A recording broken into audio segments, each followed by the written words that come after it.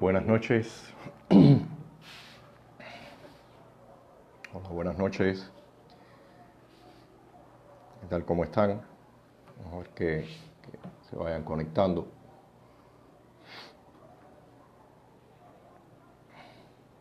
Hola, buenas noches. Buenas noches. ¿Ya tú me ves ya? Hola, hola, buenas noches.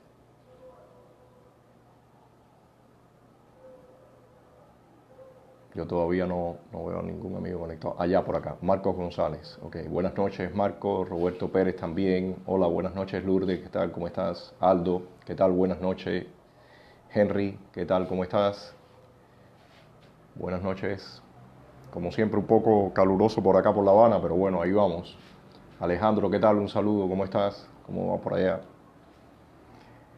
Alberto también, un saludo. Peter también, un saludo. Juan Alberto, ¿qué tal? ¿Cómo estás? ¿Cómo vas por tu zona? Teresa también, un saludo. Saludo a Rubén también. Marielena Alpizar también. Hola, buenas noches. ¿Cómo están ustedes por allá? José Melcon, Ariel Rocket también, buenas noches. Inés Antonio, Marcos González también, buenas noches. Como les decía, por acá un poco caluroso, como ven, siempre sudando. Hola, Ayler, ¿cómo vas conectada? Claudio, ¿ya estás por ahí ya? New, ¿qué tal? New, ¿cómo anda? ¿Cómo andan las cosas? ¿Cómo anda la tropa? Gracias, saludos también para ti, Aldo. Eric, también un saludo. Buenas noches, buenas noches. Esther también, ¿ya me estás viendo ya? Ok. Jorge, buenas noches. Acela, hola, ¿qué tal? Augusto, ¿cómo estás? Bueno, ya estoy viendo a Claudio, que lo tengo aquí a mi lado, pero ya lo estoy viendo ya. Marisa, buenas noches. Buenas noches. Bueno, que te mejores, María, es bueno. Hay que, de vez en cuando, hay veces las enfermedades hacen que uno tome su reposo y es bueno. Hace unos días atrás estuvimos por acá nosotros así que vamos a ver. Bueno, espero unos segundos más y empiezo porque ya hay un buen número de ustedes por allá. Sí, entonces espero unos minutos más por ahí. Sí, sí, yo lo veo, yo lo veo. Acela, buenas noches también. Ana María, hola, ¿cómo estás? ¿Cómo van las cosas? Dile a la gente que desde ahora, si tienen alguna pregunta, voy Sí, poniendo, les voy sí, anotando. todas las preguntas, hola San Santiago, ¿cómo estás? Todas las preguntas que usted tengan, el trapito para secarme el sudor es un pañuelo que tengo por acá, así que vamos a ver cómo me va. Eh, La Dainel pregunta. también, Teresa, todas las preguntas que ustedes tengan pueden ahora en cuanto arranquemos, no importa que todavía, si es del tema anteriores, si son algunos puntos que se han quedado por tocar o algún tema que quiera tocar, no importa, ustedes nos hacen la pregunta y Claudio me está ayudando a copiarlas y él las va anotando y así ya después podemos entrar en esos temas.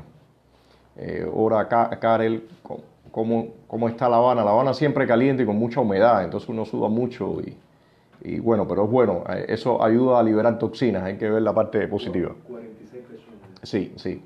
Bueno, voy a arrancar ya y quiero mencionarle, primero que estamos haciendo, continuamos con el seguimiento del tema de Xiomara de las Mercedes, que ahora mismo está en terapia. Sigue la hija teniendo dificultad para verla, entonces seguimos con ese monitoreo. Mañana miércoles, hola Francis, ¿cómo estás? Mañana miércoles por la noche vamos nuevamente de 7 a 9 a hacer otro tuitazo. La idea es etiquetar a personas que estén relacionadas con temas de derechos humanos, los legisladores cubanos americanos en Estados Unidos, si se pudieran buscar también algunas etiquetas de cancillerías en América Latina también sería interesante, en Europa, eurodiputados, Amnistía Internacional ya la tenemos, la OEA, o sea, todas esas etiquetas son importantes tenerlas para que les llegue la información y con este tema que realmente todavía ya hace más de 2 meses todavía no hay un diagnóstico claro de Xiomara y eso, o sea, estamos tratando de poner la mayor presión, estamos tratando de poner la mayor presión. Entonces, el tema que quedaba un poco pendiente de la vez anterior, hola Mercedes también, George, ¿cómo estás? Santiago también vi por allá. El tema de los presos, ya he estado revisando la lista, o sea, vamos a empezar.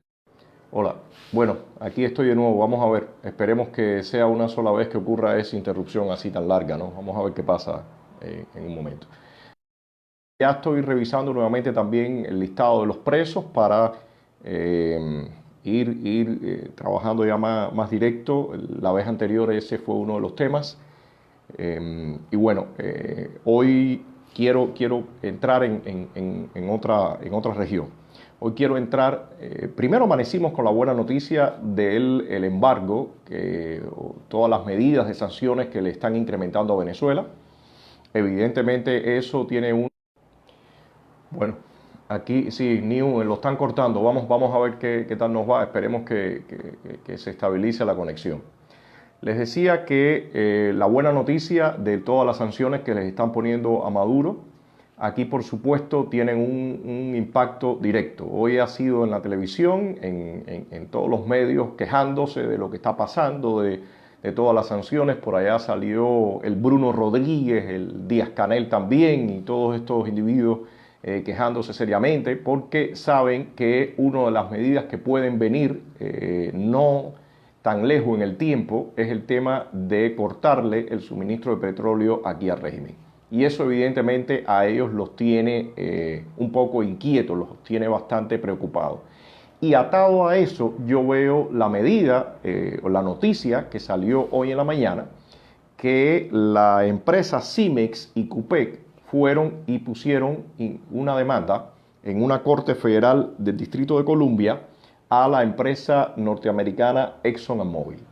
O sea, como ven, bueno, por otra parte Cimex and Cupec, como todo el mundo sabe, pertenece a Gaesa y Gaesa es la empresa del yerno o ex yerno de Raúl Castro, Luis Alberto Rodríguez López Calleja. O sea, ellos saben perfectamente bien que el tema del petróleo de Venezuela puede ser, no en un futuro muy lejano, ser cortado, y están tratando de evitar, con esta demanda que le ha puesto ExxonMobil, están tratando de evitar que legalmente estén vetados a nivel internacional o pese una demanda o una resolución judicial sobre ellos, y entonces se les complique aún más lo que sería la importación de petróleo. En base a eso, ellos se han movido hoy y han interpuesto esa demanda. Lo curioso y lo particular, el déjà vu de la historia, es que hoy se cumple, o ayer, que fue el día 6 de julio, ayer fue 6, ¿no? Sí. Hoy es 6. No, hoy es 6. Hoy es 6, perdón. Hoy día 6 de julio se cumplen 59 años de las expropiaciones de esas empresas de ExxonMobil. O sea, esta historia tiene un déjà vu tremendo y hoy ellos salían en la televisión y estaban hablando de que se conmemoraban los 59 años, perdón, de esa confiscación, que la hizo Fidel Castro dando un discurso en el antiguo Estadio del Cerro, hoy que le llaman latinoamericano. Y ahí anunció, como ustedes han visto en algunos, como se ha visto en algunos videos, todas esas confiscaciones. Y por supuesto dentro de ellas estaba esta empresa por la que está demandando ExxonMobil, que era la refinería Standard Oil, que estaba en la Bahía de La Habana y que hoy le llaman la Ñico López, ¿no? Esa es la principal empresa que están reclamando. Y yo quería, y había puesto por la mañana un post con un cartel que era realmente delirante, de un anuncio de las confiscaciones cuando ellos las hacían, que llegaban con las milicias y tomaban los lugares y por supuesto la persona que se interpusiera iba preso y podía pasar cualquier cosa.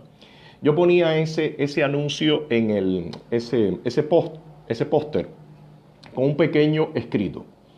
Y el pequeño texto se refería a un punto que a mí me parece que es fundamental.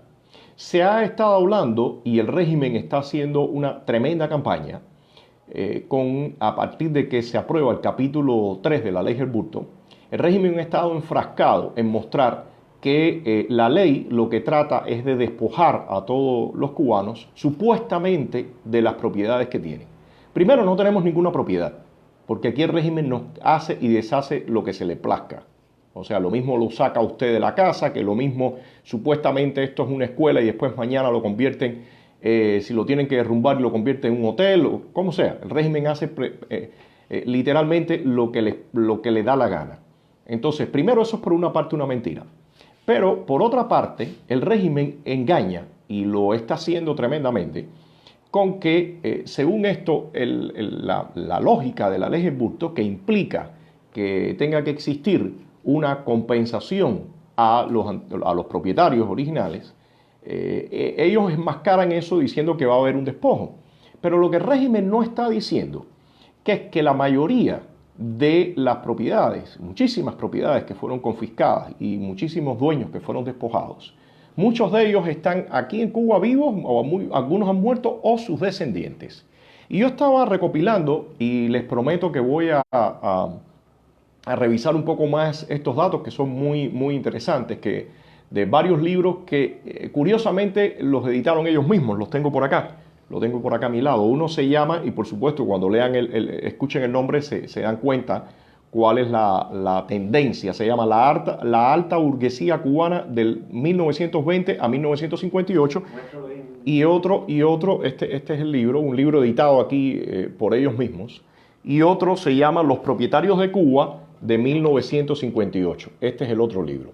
Pero lo interesante es que a pesar de que los libros son extremadamente, o sea, son tendenciosos en el sentido de desprestigiar y supuestamente en mostrar lo mal que estaba el país en esa época, al final cuando va recopilando un número de estadísticas, uno se da cuenta realmente la gran diferencia que había de esa época, que era un país articulado, donde habían distintas clases sociales, donde existía una clase alta, que de entrada a mí me parece muy interesante, porque el valor que ellos tienen es de 550 propietarios con grandes negocios, lo cual a mí me parece porque eso, o sea, un buen número, y sobre todo cuando vemos la distribución. Yo estaba sacando las estadísticas de este libro, y de esos 550 habían ellos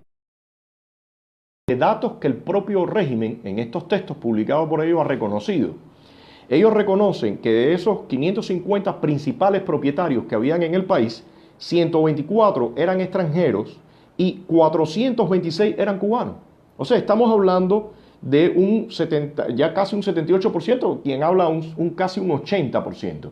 O sea, realmente la cifra, en mi opinión, es abrumadora y muestra que todo Ramón Martínez, bueno, ya estoy por acá.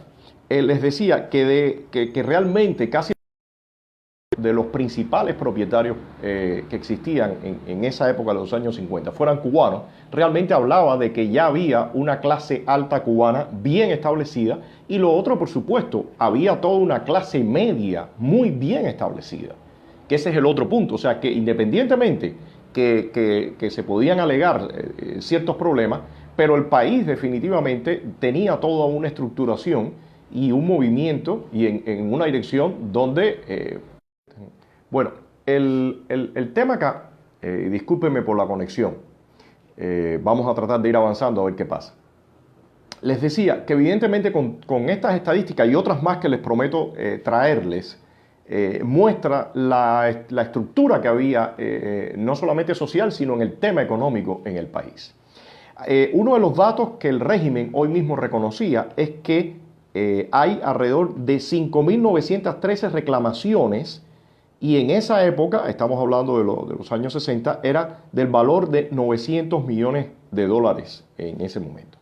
O sea, que realmente con todas estas sanciones que se les están poniendo al régimen de Maduro, al régimen castrochavista o chavista, el régimen cubano se ve obligado con esta acción que está haciendo en esta corte del Distrito de Columbia de defenderse de la acción que tomó ExxonMobil, y principalmente porque ellos ya están viendo venir el tema del corte del suministro de petróleo. A mí me parece eso fundamental. Yo tengo por acá, y en el caso, y ustedes lo pueden consultar, el texto es un poco largo, también hemos hecho, que los voy a luego poner en el live, un video, una animación, o sea, con algunas gráficas sobre todo este tema de las confiscaciones, la ley del Burton, que lo produjimos desde Estado de SAT. Y yo tengo acá toda la cadena de llamados decretos leyes, que al final son un robo, que fue haciendo el régimen hasta que en marzo de 1968 el régimen terminó confiscando hasta el cajón del que limpiaba zapatos en la calle. Que realmente toda esta secuencia que uno va viendo, que se las puedo poner después en algún post en Facebook, muestra el robo que hizo el régimen. Pero como les decía, no solamente el robo fue a empresas extranjeras, fue a muchísimos cubanos que muchos de ellos abandonaron el país, pero también fue a cubanos que se han quedado acá en la isla. Y aquí para mí está Bueno, está complicada la conexión, pero seguimos. Les decía que aquí está el cuestionamiento. ¿Qué solución se le va a dar en una Cuba democrática a todo este problema de las confiscaciones? Porque no es solamente las empresas que van a venir del exterior o empresas norteamericanas o de algunos cubanos americanos que vengan acá a hacer las reclamaciones, que muchas de ellas se harían a través del propio gobierno norteamericano, que sería quien lo represente a ellos, sino también que cómo vamos a resolver ese problema, cómo un gobierno de transición o un gobierno democrático va a solucionar la confiscación que se le hizo a cubanos que todavía quedan acá. Y ahí me parece que, por una parte, hay que revisar, y es parte del trabajo que tenemos hecho, que como les digo, está en la página de Estado de SAT y pueden consultar, cómo hay que revisar, hay que estudiar cómo se hizo en algunos países del bloque comunista en el proceso de cambio, y en ese sentido, ¿qué sería más factible hacer acá en Cuba? Hay distintas variantes, y les menciono someramente por arriba, ¿no? Recuerden, bueno, acá como les decía, un paréntesis, está todo, no solamente el tema que fue con la tierra, sino toda lo que ellos llamaron la reforma urbana, que fue un robo a mano armada de las propiedades, las casas y los terrenos en las ciudades que tenían muchísimos cubanos. Entonces, lo que les decía, hay distintas posibilidades, hay distintas propuestas que se han hecho en varios países, y varios de ellos ha sido una restitución en los casos que es posible. Evidentemente hay muchas propiedades que tiene el régimen ocupadas por ellos mismos o de las zonas y la jerarquía también que están ocupadas por ellos mismos, que eso es muy fácil resolver ese dilema, porque con que las personas muestren que eran los propietarios, los antiguos propietarios, y bueno, existen los registros todavía de propiedad, sería fácil restituir esos bienes. O en algunos otros casos se pueden realizar lo que son las llamadas compensaciones, que no es restituir el inmueble o el bien o la propiedad, pero se puede dar ya sea algún bono, o se pueden dar algún pago, o sea, hay muchas formas, o excepción de impuestos si la persona abre una empresa, o sea, hay muchos mecanismos que se usan en eso. Otra de las vías que se usaron para restablecer y liberar propiedades también fue el tema de la venta pública directa que se hizo en algunos de estos países, las ventas a empleados, o las ventas en masa que se hizo también, que se dieron bonos para que las personas adquirieran bonos y entonces fueran y compraran en algunas empresas acciones. O sea, hay varios métodos que se han realizado. Y le digo, en otro momento también podemos ver con más calma todos estos métodos.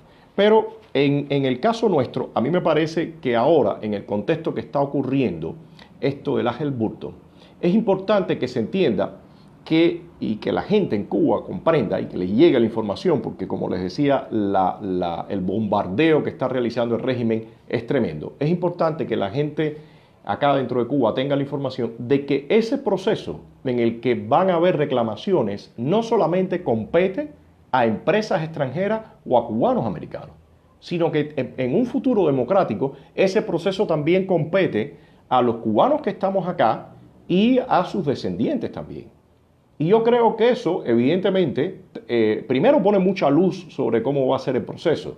Y segundo, crea la expectativa de que los cubanos que estamos acá adentro, algunas personas que estén interesados, pueden arrancar y entrar en el mundo de los negocios, en el mundo de la libre empresa, teniendo o recuperando sus propiedades y recuperando algunos bienes o recuperando algunos bonos o el mecanismo que finalmente se implemente para entrar en ese mundo. Y a mí me parece que nosotros empecemos a discutir todos estos puntos porque definitivamente el cubano necesita, el que está acá sobre todo, los cubanos, ustedes que están allá saben cómo funciona y entienden perfectamente bien esto de lo que estamos hablando, pero las personas que están acá, para ellos quizás es un poco más complicado, una realidad más lejana, y sí es importante que le llegue toda esta información. Me parece que todo este escenario de la ley Helms-Burton, ellos que se están viendo obligados a hablar sobre todas estas reclamaciones a nivel internacional, me parece que le pueden dar mucha luz al cubano, a las personas que están acá dentro de la isla. Y hay algo que es muy curioso, e incluso a mí me daba gracia. Ellos han estado en muchísimos programas pregonando que la ley Helms-Burton no tiene jurisdicción acá dentro de la isla, que no pasa nada, que para nada hay por qué preocuparse, y sin embargo hoy salen con esta noticia. Perdón, eso me pareció realmente muy gracioso, porque después de decir que no había nada por qué preocuparse y también mencionar una ley que ellos promulgaron en el año 98, como una ley escudo para la ley Helms-Burton, bueno, hoy están en cortes del Distrito de Columbia buscando defenderse de la acusación que les puso ExxonMobil. Entonces, Claudio, vamos a empezar con algunas preguntas. Esta la voy a ir de abajo para arriba porque hay cierto orden en eso. Carla Alejandro dice, las casas van a ser un problema grande. En mi casa hemos vivido ya 3 generaciones. ¿Quién va a ir a reclamarla? Bueno, yo pienso que el tema, por lo menos la visión, una visión que está bastante generalizada y es parte del trabajo que nosotros estamos haciendo. Yo pienso que donde vivan familias es bastante complicado restituir esa propiedad. Porque de hecho, una de las cosas que ocurre es que anteriormente, por ejemplo, en una casa donde vivía una sola familia, ahora usted se puede encontrar 3, 4, 5 y hasta 6 familias. En terrenos donde no había construido nada, bueno, el régimen de momento ahora, por ejemplo, la zona que es conocida como Alamar, ahí viven más de 150.000 personas.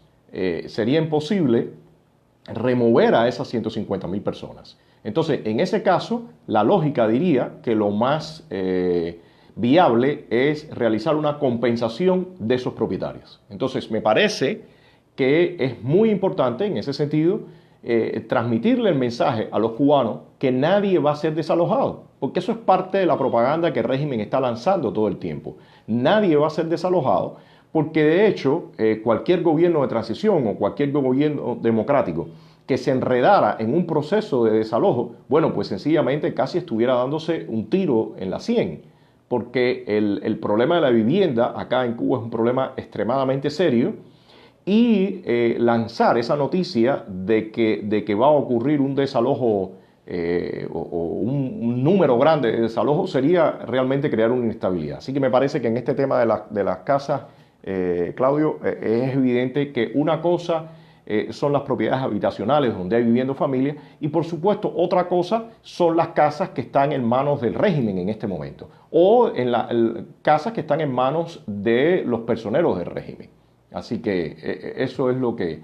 Por cierto, estoy viendo por acá el tema de la etiqueta y toda la tontería esa. Yo les pido a quienes estén participando acá que no presten atención Vamos a concentrarnos en lo que estamos hablando. Cuando termine yo live, bloqueo y borro a todas esas personas.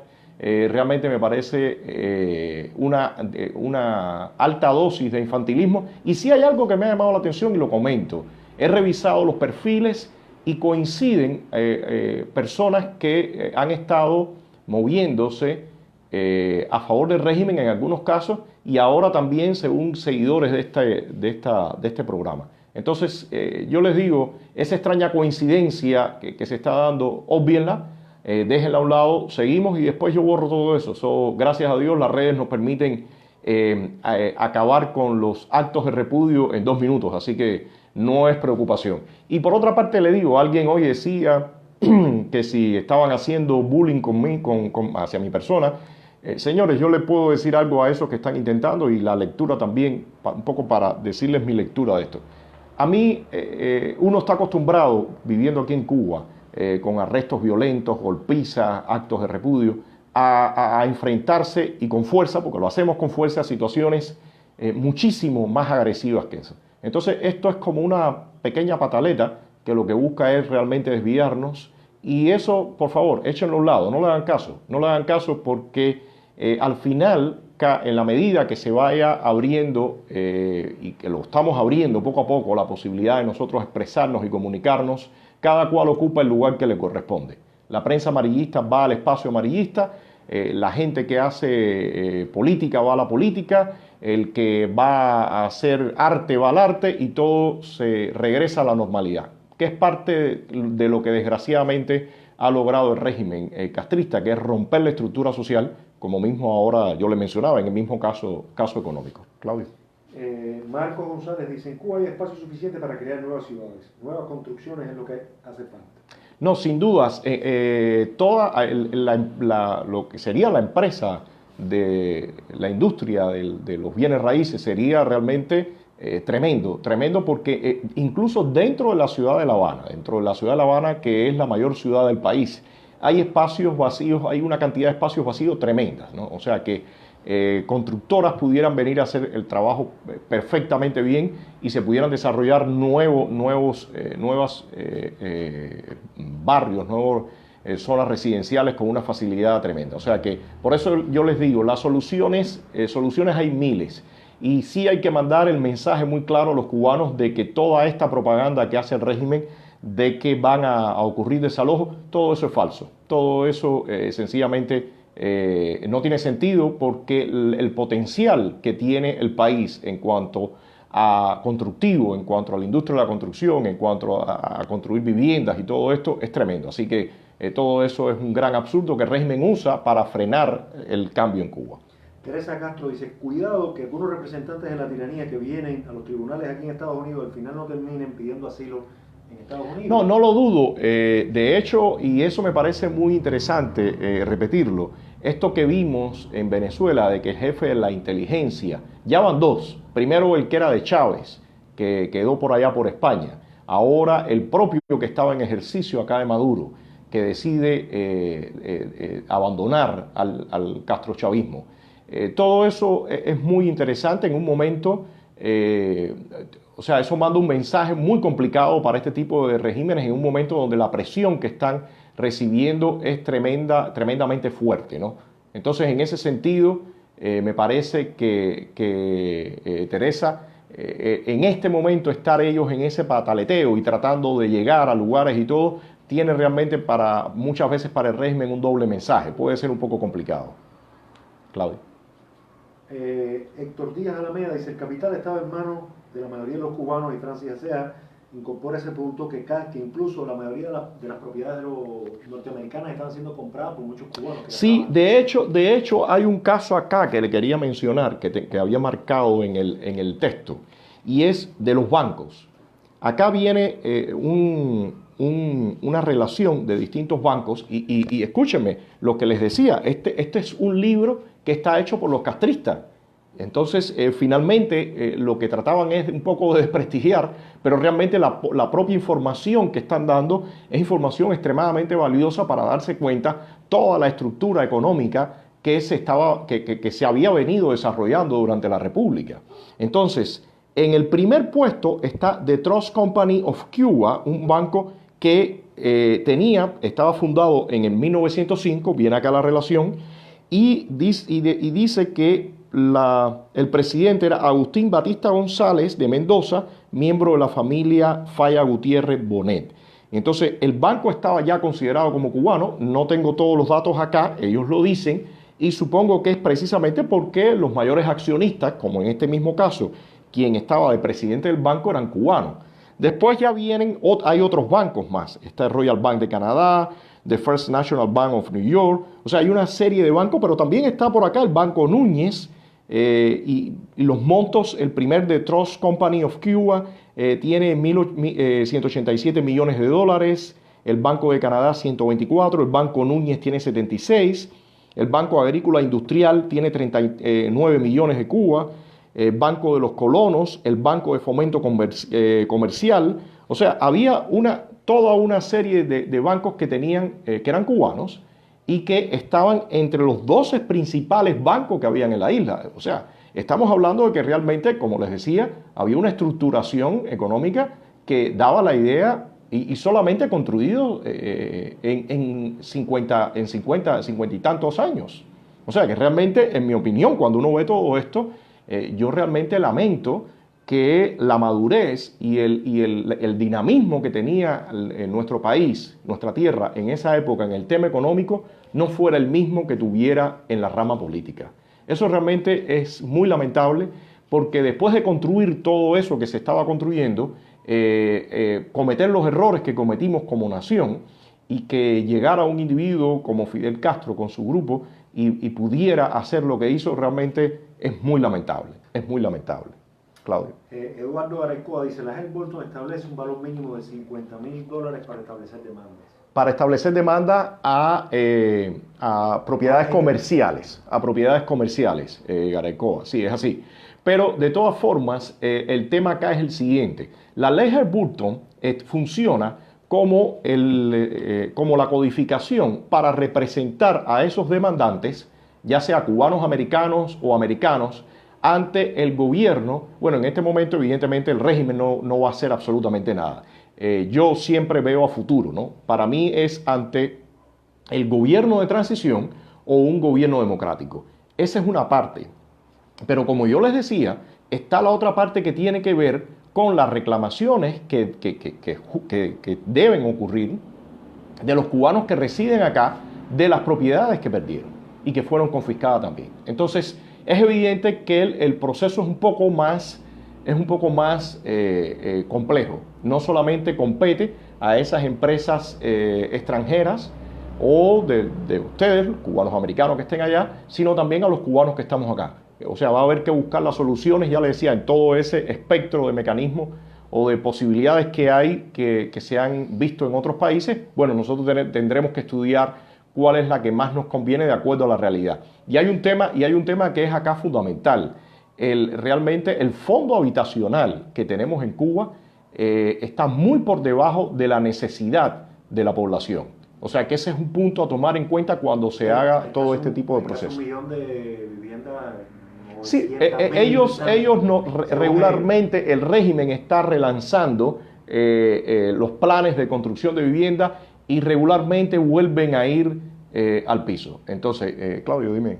Ana María González dice, no hay vergüenza, ¿cómo un exiliado puede ir a Cuba y comprar una casa si sabe Dios fue confiscada? Es lamentable que pasen este tipo de acciones porque evidentemente sabemos que el tema de la propiedad en Cuba está como en una especie de stand-by. Hay que sanear esa situación y para arrancar en una economía libre, la principal base que debe haber es el tema de la propiedad. La propiedad tiene que estar completamente garantizada. Y para eso tenemos que ir atrás y resolver estos conflictos que tenemos. Claudio. Marciano Moreira dice, los bancos canadienses tienen que darnos crédito. Nuestro pueblo cubano ha perdido su crédito por culpa de la mala administración. Bueno. ¿Qué otra? No, el mismo Marciano dice que hay que ganar crédito.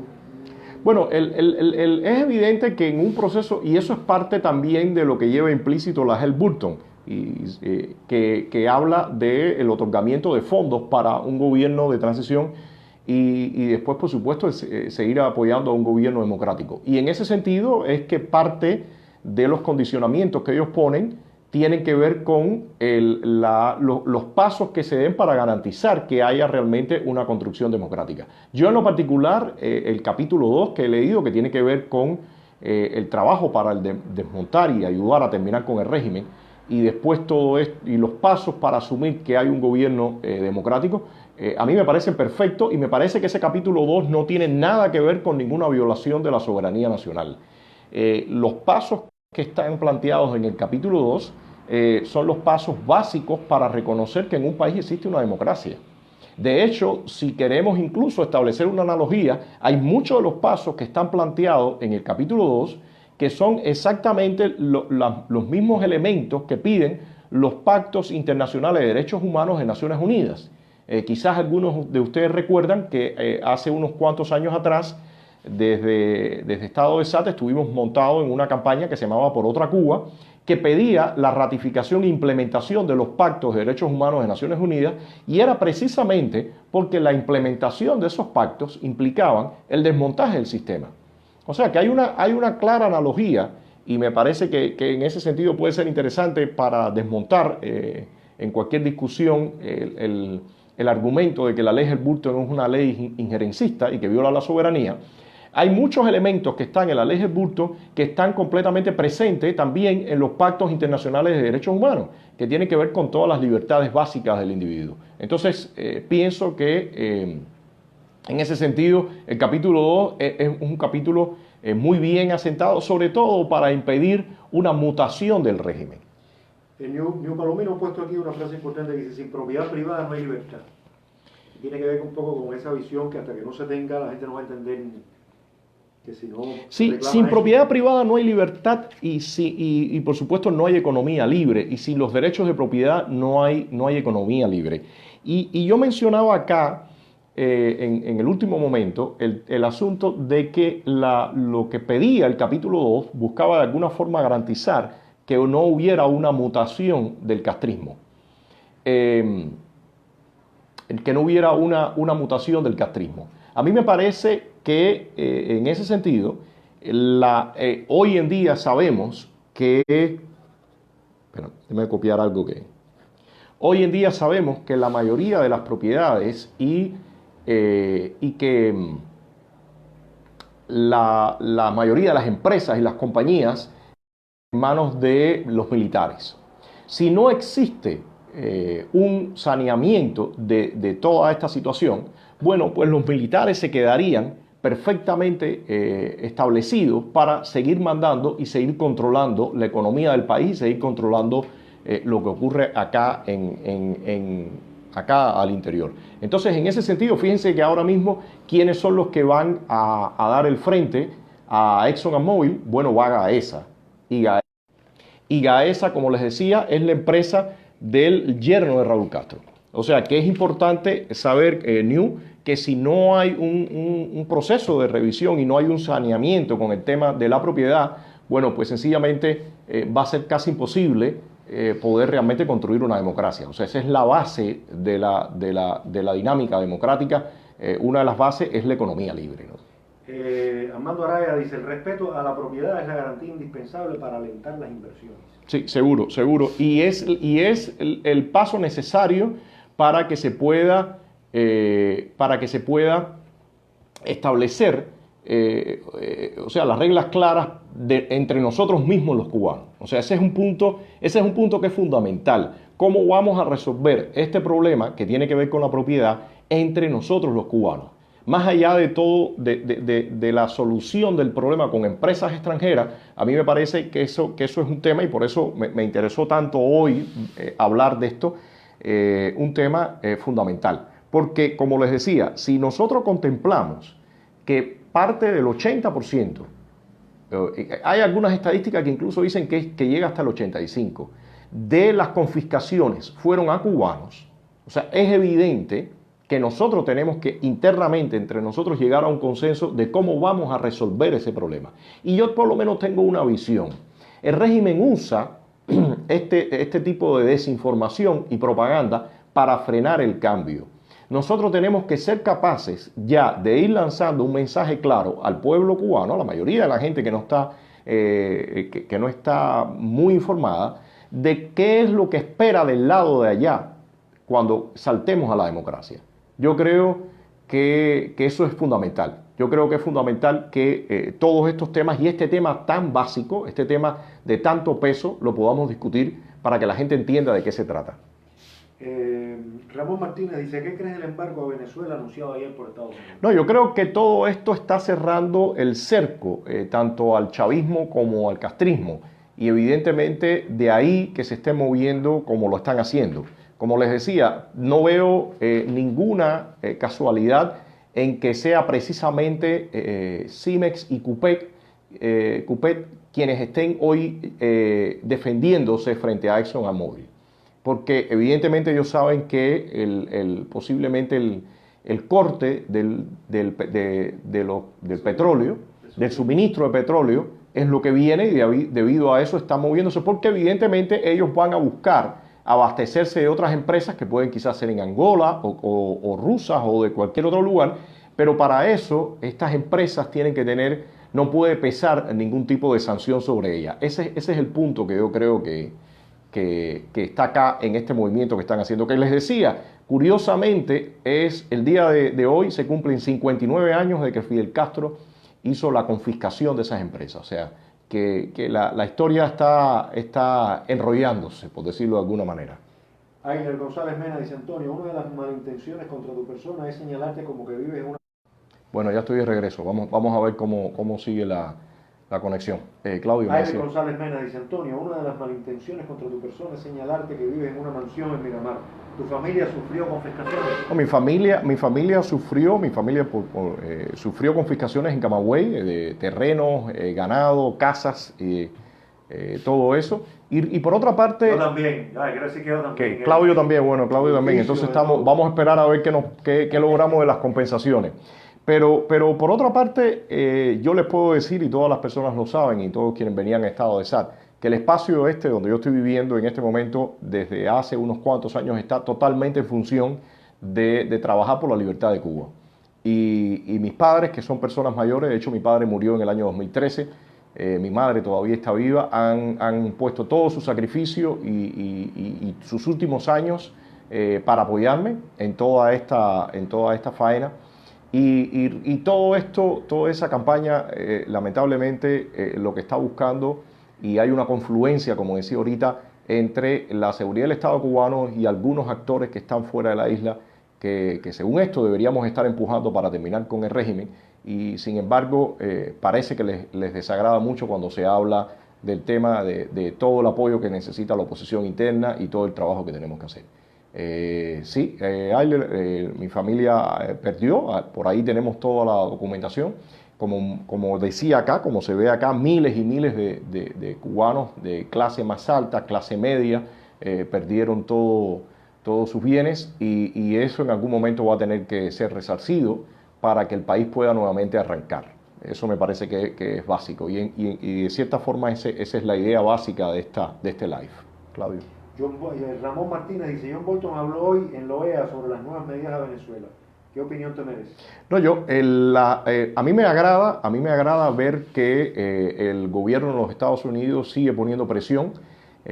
Comparto muchísimo la visión de María Corina Machado, de que según esto todo el diálogo que iba a ocurrir en Barbados y todo eso supuestamente iba a lograr alguna solución. Eso no va a lograr absolutamente ninguna solución. Es simplemente tratar de ganar tiempo, que es lo mismo que el régimen ha hecho acá. Si nos fijamos en la estrategia que hubo cuando la administración Obama, vemos algo muy similar. El régimen, según esto, decía que iba a entrar en un proceso de cambio, de reformas, y al final lo que hizo fue dar algunos pasos hacia adelante, y un paso hacia adelante y después dar 2 o 3 pasos hacia atrás.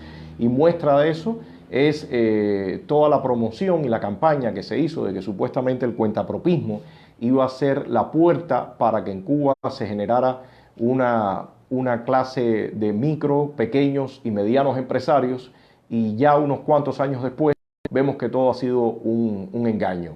Hoy yo veía un artículo por Cubanet que decía que cómo el régimen solapadamente estaba contra los cuentapropistas, y yo realmente discrepo. No es solapadamente, es totalmente abierto lo que el régimen está haciendo contra las personas que están en el sector no estatal. Esto mismo que está ocurriendo en estos momentos de topar los precios, hay muchas personas que están dejando de vender muchos productos y veremos lo que pasa. El régimen está, veremos en el mediano plazo qué va a ocurrir, pero definitivamente hay ahora mismo una arremetida contra los cuentapropistas. Claudio. Juan Niel Rodríguez dice, si la presión externa e interna resulta ser coherente en este momento, le puede salir el tiro por la culata a la nomenclatura.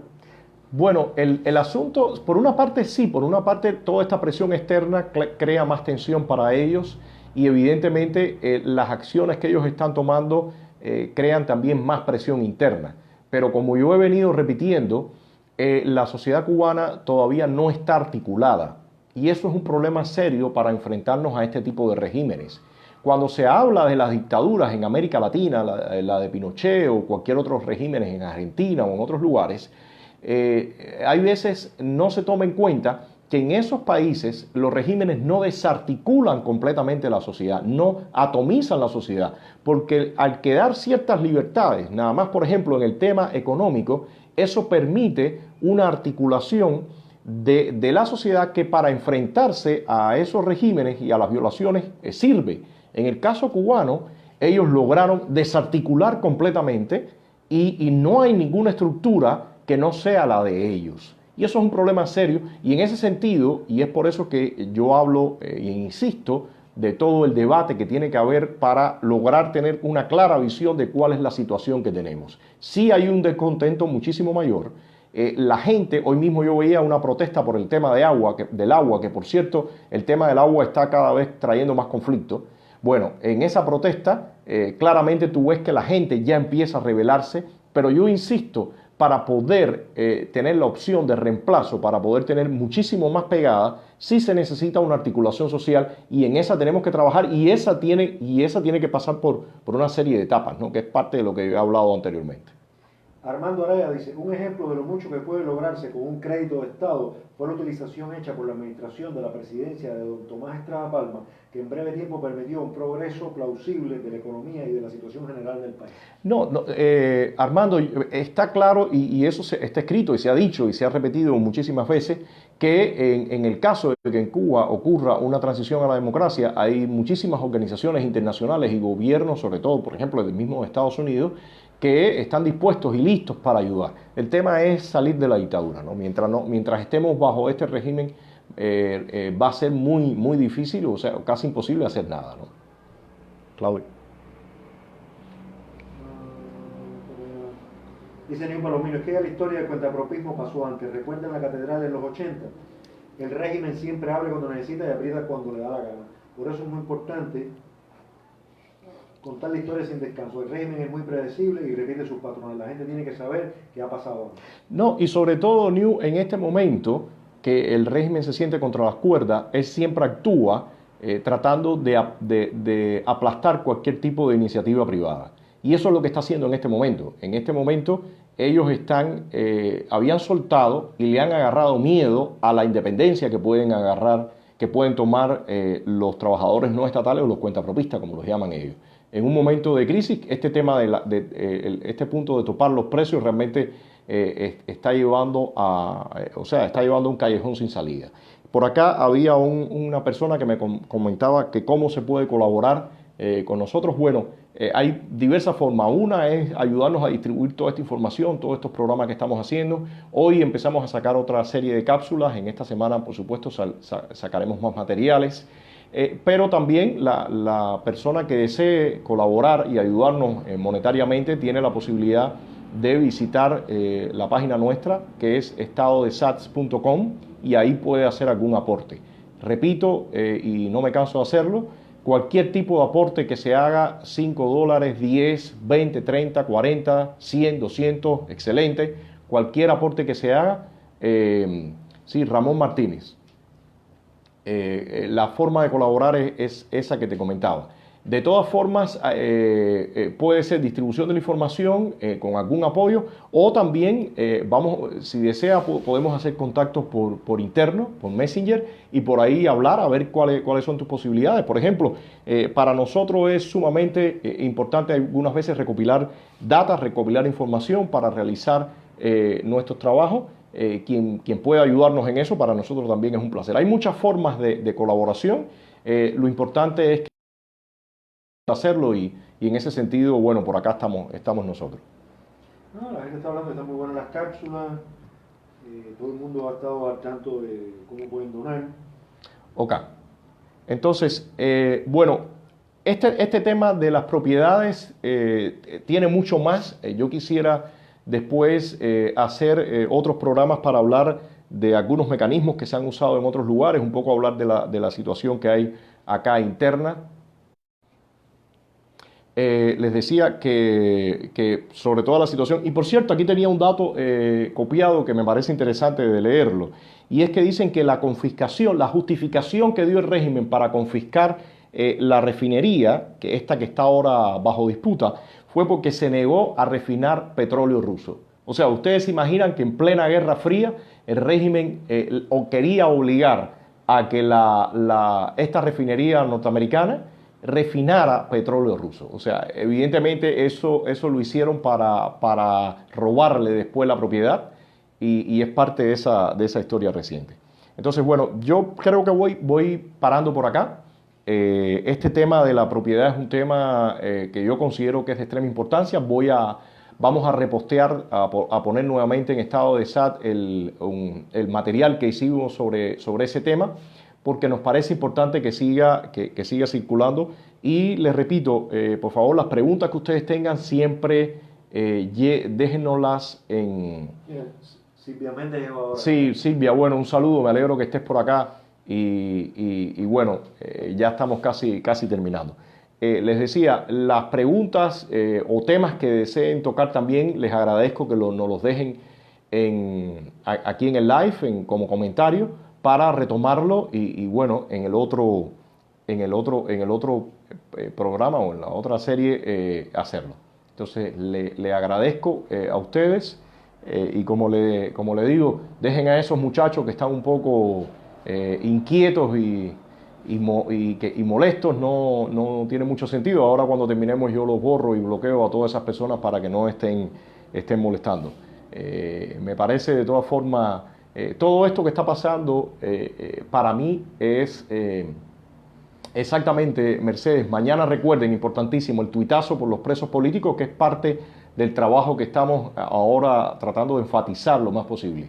Y les decía, todo esto que está ocurriendo son como caminos necesarios, son como senderos que tenemos que transitar y todos estos intentos de ataques y de desacreditar y desalentar, al final yo lo veo como parte de toda esta andanza. Así que les agradezco haber estado por acá. Buenas noches y nos vemos en otro live.